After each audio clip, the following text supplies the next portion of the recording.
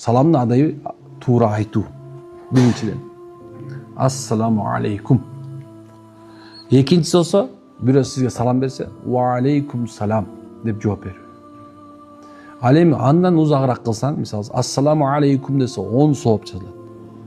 Ассаламу алейкум ва рахматуллах десе 20 сооп жазылат. Ассаламу алейкум ва рахматуллах ва баракатух десе, анда 30 сооп жазылат экен. 30 жакшылык. Туурабы? Андан кийинкиси жооп берген адамда ошондо жооп берүүгө аракет кылсын. Бирок узак эле жөн ошону кечке салам бербей, бирок эң жакшы ассаламу алейкум десең жетиштүү болот экен. Үйгө мындай ылдыйга түшүп бараткан, өйдөгө чыгып баратканга салам берсин дейт. Ат минип бараткан жөө адамга салам берсин дейт. Карасаң кандай адеп. Бирок эң жакшысы ким эң биринчи салам берсе, ошол жакшы болот дейт экен. Адебин түшүндүкпү? Машалла. Бир адам сизге салам берсе, жооп бериш важип болот. Ал эми ким сизге жооп бербеген болсо, агыжыгат болбоңуз. Ошо салам бергенде салам бербей эле койгон жакшы десең болбойт экен да.